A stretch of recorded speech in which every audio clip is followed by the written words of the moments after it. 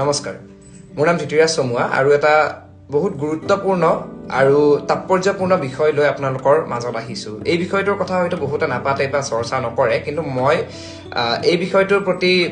কিছু কবলগীয়া আছে সেইবাবে আপোনালোকৰ ওচৰত আহিছো সেয়া হৈছে 75% এটেন্ডেন্স মই ভাবো যে ব্যাচেলাৰ্স লেভেললৈকে ব্যাচেলাৰ্স বা ডিগ্ৰী লেভেললৈকে 75% এটেন্ডেন্স থকাটো ঠিক ঠাক বুলিয়ে ভাবো কিন্তু মাস্টাৰ্স লেভেলত কিমান বেছি উচিত বা উপযুক্ত এটা ফালৰ পৰা চাব গলে এই 75% এটেন্ডেন্স থকাটো জৰুৰী হয় এইভাবে কাৰণ ষ্টুডেন্টৰ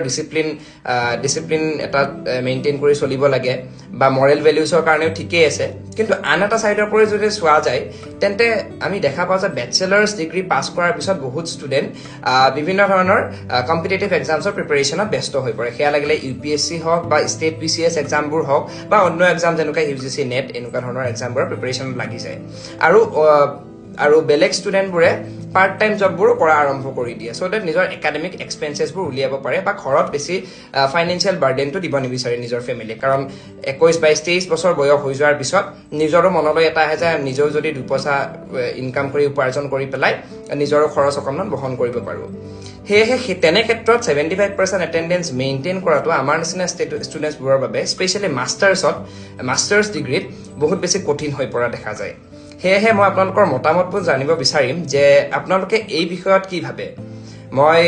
এটা এডভাইস বা এটা সাজেশন এটা মই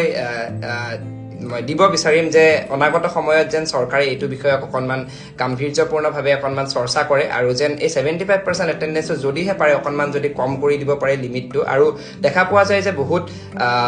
কিছুমান ইনষ্টিটিউশনত কি হয় যে 75% এটেন্ডেন্স যাৰ ক্লিয়াৰ নাথাকে তেওঁলোকে ফিজ দিবলগীয়া হয় 4000 5000 6000 এনেকে ডিপেন্ড কৰে তেনেকে বিভিন্ন ধৰণৰ বিভিন্ন বেলেগ ইনষ্টিটিউটত এনেকে ডিপেন্ড কৰে পইচা দিবলগীয়া হয় আৰু তাৰ বিনিময়ত এটেন্ডেন্স ক্লিয়াৰেন্স পাই যায় হেতু এটা ফাইনান্সিয়েল এক্সট্ৰা বাৰ্ডেন এটা ষ্টুডেন্টৰ ওপৰত আহি যায় তো মই ভাবো যে এই সিস্টেমটোত কবাত নহয় কবাত অকণমান হাল সলনি কৰিবলগীয়া থকা বুলি মই অনুভৱ কৰো আপোনালোকে কি ভাবে ইয়াৰ মতামতটো দিব আৰু যদি মোৰ লগত যদি আপোনালোক একমত হয় তেন্তে মই আশা কৰো এই ভিডিঅটোৰ তলত কমেন্টত মাননীয় মুখ্যমন্ত্ৰী হিমন্ত বিশ্ব শৰ্মা বা এডুকেশ্যন মিনিষ্টাৰ ৰনজ পেগু ডাঙৰীয়া বা চৰকাৰী কৰ্তৃপক্ষক টেগ কৰিব আৰু এই বিষয়টো যেন চৰ্চা কৰে তেওঁলোকে